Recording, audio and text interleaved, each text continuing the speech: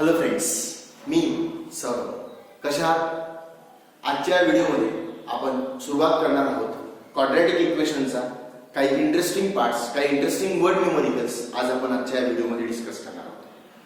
याआधी आपण quadratic इक्वेशन्समध्ये solutions आणि रूट्स काढणे पाहिलेले आहेत. त्याच्या 3 मेथड्स आपल्या सगळ्यांना माहिती आहेत. परत एकदा मी त्यांचे नाव सांगतो. Splitting the middle term, completing the whole square, okay, and then we move towards the quadratic formula. तर चला आजच्या व्हिडिओमध्ये आपण सुरू करणार आहोत काही इंटरेस्टिंग वर्ड प्रॉब्लेम्स. ओके, तर जसं तुम्ही पाहू शकता क्वेश्चन आपल्याला दिलेला आहे. A rectangular park is to be design whose breath is 3 metre less than its length. Okay, length पेक्षा ब्रेथ ही 3 मीटरनी कमी ठेवायची आहे.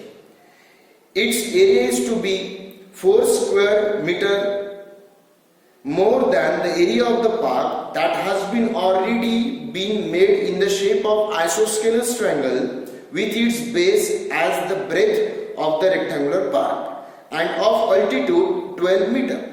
Find its length and breadth. आपल्याला काय काय विचारलंय बेटा? लेंथ अँड ब्रेथ विचारलेलं आहे. चला बघूया. आपण एक रेक्टँग्युलर आपण पार्क डिझाइन करतोय. या रेक्टँग्युलर पार्क मध्ये जसे आपल्याला दिलेली कंडिशन आहे, या रेक्टँग्युलर पार्क मध्ये ही आपण लेंथ समजणार आणि ही आपण ब्रेथ समजणार. या ब्रेथ वर कंडिशन नुसार न्यूमेरिकल तुम्ही पाहत असाल. हा रेक्टँग्युलर पार्क आपल्याला डिझाइन करायचा आहे. एक ट्रायंग्युलर पार्क याच्या बेसवर ठेवलेला आहे.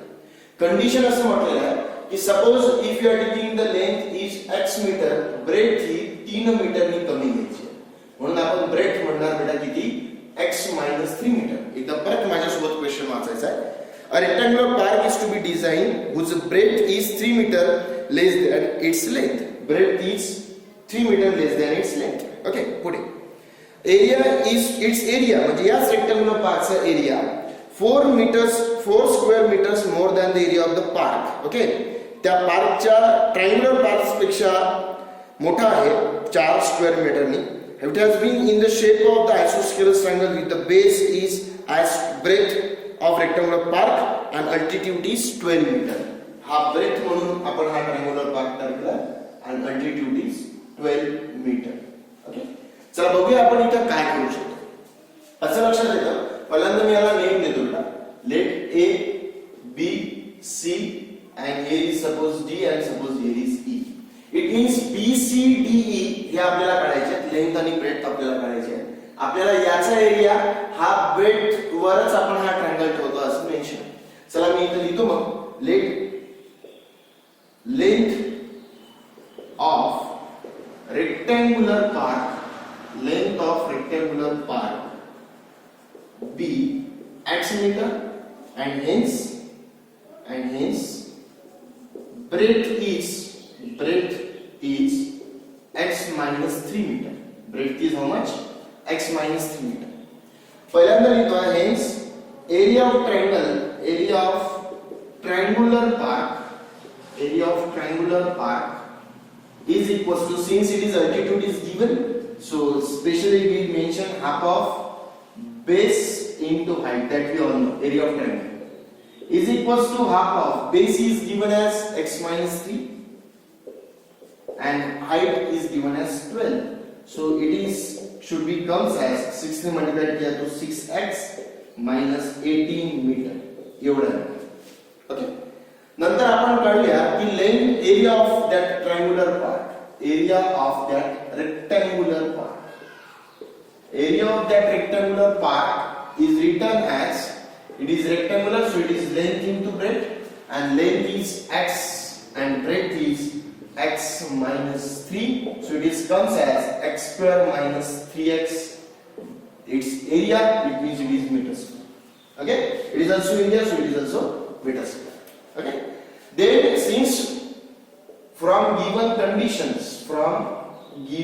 condition आपल्याला कंडिशन ही दिलेली होती बेटा की एरिया ऑफ रेक्टँगल इज, हा एरिया ऑफ रेक्टँगल 4 स्क्वेअर मीटर्सनी जास्त आहे. तुम्ही बघू शकता.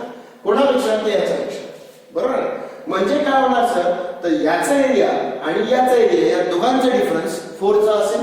सो काय आहे x square minus 3x हा एरिया मायनस हा एरिया म्हणजे कोण 6x minus 18 should be equals to 4. कसं या एरिया हा एरिया 4 ने मोठा आहे म्हणून या एरियातून हा एरिया जर मायनस केला तर 4 आला पाहिजे 4 metres. So let's we solve x square minus 3x minus 6x minus minus plus 18 हा इकडे येणार minus 4 is equals to 0. So it is comes as x square minus 9x and it is comes as plus 14 is equals to 0. Okay. Quadratically जर आपण splitting the middle term शक्य होते का ते बघूया. असे दोन नंबर आपल्याकडे आहेत ज्यांचा प्रोडक्ट हा 14 असला पाहिजे 1 into 14 आणि ऍडिशन ही -9 राइट 7 2 जा 14. So let's we solve x square minus 7x minus 2x plus 14 is equals to 0. So x is common, here is x minus 7 minus 2 is common, x minus 7 is equals to 0. The one is x minus 7 is equals to 0 or x minus 2 equals to 0. तर पुढे आपण लिहू शकतो x is equals to 7. पहिल्यांदा येणार आपल्याला x is equals to 7 right. minus 7 7 2 are 14 okay. So x is equals to 7 meter or x is equals to 2 meter. आता obviously एक बेसिक गोष्ट आहे की सर एक 7 आहे आणि एक 2 म्हटलेला आहे. जर आपण 2 घेतोय suppose we have taken the value of x is 2 then breadth is comes as negative. I am writing if x is equals to 2 meter then breadth is equals to breadth किती येणार x minus 3 that should be 2 minus 3 is equals to minus 1 which is not possible. ये possible नहीं है okay and hence x is equals to 7. तो x कौन था that is length hence length and breadth of rectangular part hence length and breadth of rectangular part is that is 7 meter and 4 meter respectively. Okay, so what should be the length and breadth of rectangular part? It should be 7 meter and 4 meter. Length should be 7 meter and breadth should be 4 meter. तुम्हाला numerical मध्ये काय समजून घ्यायचं आहे तर तुम्हाला एक कंडिशनच समजून घ्यायची. पहिल्यांदा एरिया ऑफ ट्रायंगुलर पार्ट काढला मग एरिया ऑफ रेक्टँग्युलर पार्ट काढला. गिवन कंडिशन होती की एरिया ऑफ रेक्टँग्युलर पार्ट हा ट्रायंगुलर पार्ट पेक्षा 4 मीटर ही मोठा आहे. ती कंडिशन आपण तयार केली आणि मग त्या कंडिशनला अप्लाय करून आपल्याला दोन व्हॅल्यू झाल्या. त्यापैकी एक व्हॅल्यूज जर घेतली असती तर हरकत नव्हती पण त्या व्हॅल्यूजने आपला आन्सर ऍक्च्युअली एक ब्रेथ ही निगेटिव्ह येणार. ब्रेथ ही कधीच निगेटिव्ह राहू शकत नाही म्हणून ते पॉसिबल नाही. ओके तर या आपलं झालं आजचं पहिलं न्यूमेरिकल. मूव करूया नाव सेकंड न्यूमेरिकल कडे. जसं तुम्ही न्यूमेरिकल पाहू शकत असाल तर सेकंड न्यूमेरिकल मध्ये आपल्याला मेन्शन आहे the difference of squares of two numbers is 180. Numerical बघा the difference of squares of okay व्यवस्थित न्यूमेरिकल आपण बघूया. सगळ्यांना न्यूमेरिकल जे आपण लास्ट टाइम घेतलेलं आहे ते प्रॉपर पद्धतीने समजलेलं असेल. ओके चला बघा the difference of squares of two numbers is 180. दोन नंबरच्या स्क्वेअरचा डिफरन्स ओके दोन नंबर आपण म्हणणार let x and let y त्यांचा डिफरन्स स्क्वेअरचा डिफरन्स हा 180 आहे. The square of the smaller number is 8 times the larger number. Okay remember one thing find the two numbers. Okay so let are write here let x and y be the two numbers. बरोबर या आपण दोन numbers म्हटले. Late यापैकी दोन पैकी कोणतरी एक मोठा घ्यावा लागेल. का सर कारण आम्हाला डिफरन्स दिलेला सम नाही दिली. परत वाचा the difference of squares of two numbers या दोघांचा स्क्वेअर्स चा डिफरन्स म्हणून मोठ्यातूनच मायनस होणार छोटा. x square minus 1 y square should be 180. Okay it is we have given that. Also the square of the smaller number पा smaller चा square म्हणजे y square is मी बरेचदा न्यूमेरिकलला तुम्हाला सांगितलेलं आहे क्लासमध्ये is will was should represents the equals to sign. So square of the smaller number is and equals to if the square of the smaller number is 8 times the larger number 8 times larger number that is 8x. So we have that value y square is equals to 8x ते आपण इथे ठेवणार. म्हणून हा होणार x² minus 8x. इथे ही value ठेवली आहे -180 is equals to 0 by okay. मग आता आपल्याला याला सॉल्व्ह करायचं आहे. आठवा असे दोन नंबर ज्यांचा प्रोडक्ट हा -180 असला पाहिजे आणि ऍडिशन्स ही -8 असली पाहिजे. Okay. Otherwise, you can also solve it by A, B, C comparing and by finding the discriminants by the nature of roots. त्यांनी आपण सॉल्व करू शकतो. ओके. तर असे कोणते नंबर्स आपल्याकडे आहेत का ज्यांचा खरोखर प्रोडक्ट हा -180 येतो आणि ऍडिशन और सबट्रॅक्शन ही -8 येऊ शकते. ओके. तर या क्वाड्रॅटिक इक्वेशनला तुम्ही इझिली सॉल्व करू शकाल. ओके. कारण या आधी आपण सोल्युशन ऑफ क्वाड्रॅटिक इक्वेशन्स काढणे भरपूर इझी पद्धतीने पाहिलेले आहे. ओके. तर या न्यूमेरिकल मध्ये आपण असे कोणते दोन नंबर्स घेऊ शकतो तुम्ही मला सांगू शकता. चला बघायचं आहे. जसं आपल्याला इथे म्हटलेलं आहे की a ची व्हॅल्यू ही कंपेअर करून 1 येतं, b ची व्हॅल्यू -8 येतं आणि c हा -180 येतं.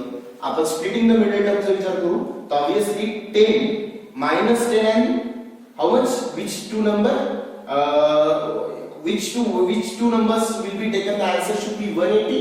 कोणकोणते दोन नंबर्स राहतील बेटा. तर suppose 12 and 10 comes as -120. So तो शक्य नाही आहे. So 18 and 10. So I am writing here x² minus 18x plus 10x minus 180 should be equals to 0. इथं आपण x कॉमन काढणार तर होणार x minus 18 plus 10 कॉमन होणार x minus 18 is equals to 0. तर एक होतो x minus 18 आणि दुसरा x plus 10 should be equals to 0. Okay. म्हणून पहिला होणार x is equals to 18 or x is equals to -10. Right. Sir आता -10 शक्य आहे का. चला आपण पहिल्यांदा त्याचा विचार करूया. Suppose if you are taken -10 here तर y होणार I am writing here if x is equals to -10 तर y होणार then y² is equals to 8 into -10 that should be -80 and hence y is equals to under root of -80. But y is equals to under root of -80 it becomes not real. It is not possible. So I am writing it is not possible. Right? So which value we are taken? X is equals to 18. Hence x should be equals to 18. चल एक value आहे. एक number आपल्याला मिळाला. आता दुसरा number y तो इथे आपण ठेवूया. Hence y² is equals to 8 into 18. So 8 into 18 what's its product? So let's we are taking 8 into 18. Directly let's be taking its square roots. So taking square roots y equals to under root of 8 into 18. So it should becomes as 8 is written as 4 into 2 and that 18 is written as 9 into 2. 4 का square root 2 दो बार उसका square root 2 और इसका 3. समझ में? 3 2 जा 6 6 2 जा 12. Okay? But that value we have to taken as plus minus. We have to taken as plus minus 12. Right? So hence the numbers are the required numbers are the one is 18 and 12 or 18 and minus 12. 18 and 12 and 18 and minus 12. आपल्याला एकच condition इथं समजून घ्यायची ती आपल्याला ही condition समजली पाहिजे. ही समजली का आपण इझिली सॉल्व्ह करू शकतो. ओके. चला नेक्स्ट न्यूमेरिकल कडे जाऊया. नेक्स्ट न्यूमेरिकल पण भरपूर चांगला आहे. इझी पद्धतीने आपण सॉल्व्ह करू शकतो. इंटरेस्टिंग आहे. बरेचदा पेपर मध्ये 4 मार्क्स साठी हा क्वेश्चन विचारला जातो. Okay.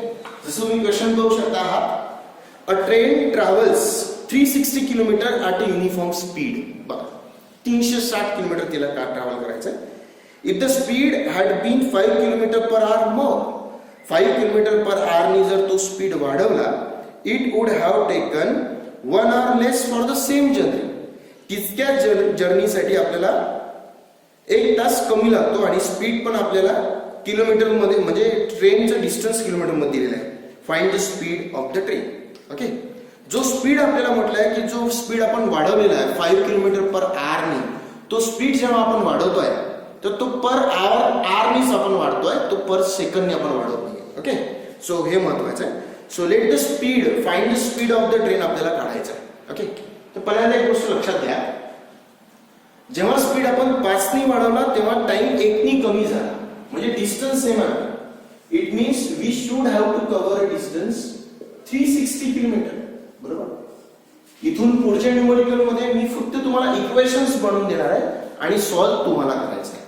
So what we have given here, यहाँ पे डिस्टेंस तो 360 किलोमीटर ही कवर कर रहे हैं. सो पहले मैं लिखता हूं let the speed of the train, the speed of the train be x kilometre per hour. Okay. After increasing, तो स्पीड तो ये हो गया sir. So when the speed is x kilometre per hour, what it should be time, then time taken by x kilometre per hour. x kilometre per hour ने तो किती वेळ घेणार, तर तो घेणार what is specially first you should know that the speed is equals to distance upon time. So directly मला सांगा time इथे जाणार, speed इथे जाणार. time is equals to distance upon speed. So distance is 360 and speed is x. After increasing, okay, जेव्हा आपण speed वाढवला, after increasing the speed, after increasing the speed, time will be equals to 360 upon x plus 5. बरोबर. 5 ने आपण speed वाढवला तर time किती लागेल, तर 360 अपॉन x प्लस 5. आता मला सांगा टेक्निक आपण पाहिली, जेव्हा स्पीड 5 ने वाढवतो तेव्हा टाइम 1 तास कमी लागतोय. म्हणजे जेव्हा डिनोमिनेटर वाढेल तेव्हा नंबर छोटा होतो. म्हणजे हा छोटा नंबर आहे बेटा आणि हा मोठा नंबर आहे. So can I write directly from the given condition, from the given conditions, from the given conditions what we have get, we got that is ये बड़ा नंबर 360 upon x, मोठा नंबर हा होता इथे लक्षात घ्या minus 360 upon x plus 5 आणि या दोघांचा डिफरन्स किती तासाचा आहे, तर तो 1 तासाचा. आणि या पद्धतीला आपण सॉल्व करून शिकलेलो आहोत. Let's we are taking 360 as a common, it is 1 by x minus 1 upon x plus 5, it should be equals to 1. हा इथे जाणार. सो हा होतो x plus 5 minus x upon x into x plus 5. हा या साइडला तो it becomes 1 upon 360 plus x minus x cancel. बरोबर आहे की हा इकडे जाणार, इकडे येणार. so it is 5 into 360 is equals to हा इकडे जाईल x into x, x square, 5 into x, it is 5x. okay, so it becomes x square plus 5x आणि हा इकडे गेला काय होणार minus. so 5 zeros are 0, 5 6 are 30, 5 3 is 18, 18 plus 3, 21 is equals to 0. Now we got this quadratic equations. You can solve that quadratic equations. Okay, आप इस quadratic equations को solve कर सकते हो. तो आपको definitely x के दो वैल्यू मिलेगी, त्यापैकी एक वैल्यू ही निगेटिव्ह राहणार आणि एक वैल्यू ही पॉझिटिव्ह राहणार. डेफिनेटली आपण जो काढतोय तो स्पीड आहे आणि स्पीड हा निगेटिव्ह शक्य नाही, म्हणून आपण आन्सर घ्यायचं positive. Okay, so that will be our answer. चला नेक्स्ट क्वेश्चन कडे जाऊया. Rather than to solve this questions you may move towards the next questions. Okay, हा क्वेश्चन सॉल्व केल्यापेक्षा आपण इझिली दुसरे काही कंडिशन्स आपण चांगल्या पद्धतीने समजून घेऊ शकतो, लक्षात घ्यायचा. ओके, चला पुढचा क्वेश्चन बघूया. तो याच पद्धतीने आपण पाहणार आहोत. An express train takes 1 hour less. Same question. An express train takes 1 hour less than the passenger train to travel 132 km between Mysore and Bangalore. Okay, what should be the distance between two cities? Mysore and Bangalore. In दोनों के beach का distance है बेटा 132 kilometre. कितना distance है? 132 kilometre. If the average speed of the express train is 11 km per hour more than of the passenger train, जो की त्याचा average speed होता तो 11 किलोमीटर पर आवर ने पॅसेंजर पेक्षा वाढवला. Find the average speed of the two trains. आपल्याला दोन्ही ट्रेनचे एव्हरेज स्पीड विचारलेले आहे. ओके, तर आपण पहिल्यांदा कंपॅरिझन बघा काय करूया. 1 तास एक्सप्रेस ट्रेनला कमी लागतोय म्हणजे टाइम आपल्याला दिलेला आहे, डिस्टन्स 132 कव्हर करायचा आहे. If the average speed of the express train is 11 km per hour more than that of the passenger train. बरोबर, एक्सप्रेस ट्रेनचा स्पीड हा पॅसेंजर ट्रेन पेक्षा 11 km per hour मोठा आहे. तर आपण पहिल्यांदा कंपॅरिझन करूया. Let x kilometre per hour be the average speed of passenger train का स्पीड हम लेंगे x kilometre per hour. So hence the average speed of express train will be how much? 11 से जाना है, so x plus 11 kilometre per hour. Okay, हमें distance कितना cover करना है? 132. और कौन ज्यादा लेने वाला है? So can write speed is equals to distance upon time. Sir परत आम्हाला टाइमचं इक्वेशन बनवायचं, कारण एक्सप्रेस ट्रेन 1 तास कमी घेतोय, म्हणजे एक्सप्रेस ट्रेन म्हणून मी इथे लिहितो स्पीड. पहिल्यांदा मी इथे लिहितो फॉर पॅसेंजर.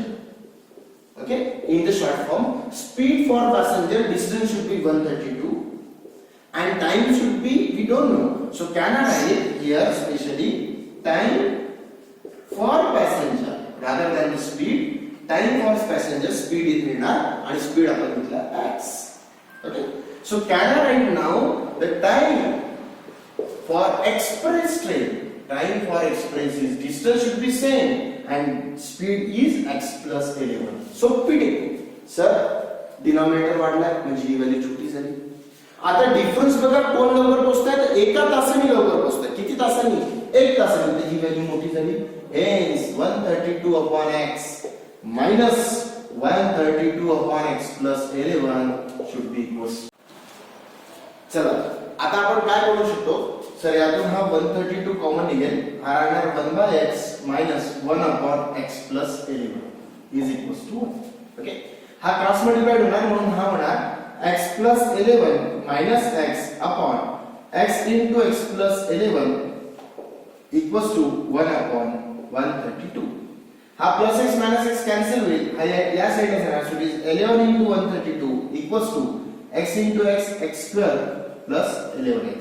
जर तुम्हाला यायचं तर आपण लिहू शकतो x square plus 11x बरोबर. हा या साइडला जाईल आणि हा होणार minus 11 into 132 equals to 0. Okay, याचं तुम्ही इझिली प्रॉडक्ट घेऊ शकता आणि या न्यूमेरिकलला तुम्ही इझिली सॉल्व्ह करू शकता. ऍक्च्युअली या न्यूमेरिकल्स मधून मला तुम्हाला अंडरस्टँड करून द्यायचं होतं की आपल्याला इथे समजून काय घ्यायचं, या न्यूमेरिकल आपल्याला करायचं काय. या न्यूमेरिकल मध्ये कन्सेप्ट आपल्याला समजून घ्यायचे होते. क्वाड्रॅटिक इक्वेशन सॉल्व्ह करणे या मेथोडॉलॉजी मी माझ्या मागच्या व्हिडिओमध्ये चांगल्या पद्धतीने तुम्हाला सांगितल्या, सुचवलेल्या आहे. तुम्हाला ऍक्च्युअली इथे हे समजून घ्यायचं आहे की या मेथोडॉलॉजी या वर्ड प्रॉब्लेमला आपल्याला समजून घ्यायचं. तर हा होता माझा आजचा एक व्हिडिओ ज्यामध्ये आपण काही इंटरेस्टिंग क्वेश्चन्स पाहिले. यानंतरचा व्हिडिओ माझा हा लास्ट व्हिडिओ राहणार आहे क्वाड्रॅटिक इक्वेशन वरचा, त्यामध्ये आपण अजून काही इंटरेस्टिंग 3 क्वेश्चन्स वर्ड प्रॉब्लेम आपण घेणार आहोत. आजच्या व्हिडिओमध्ये आपण इथेच थांबूया. थँक्यू.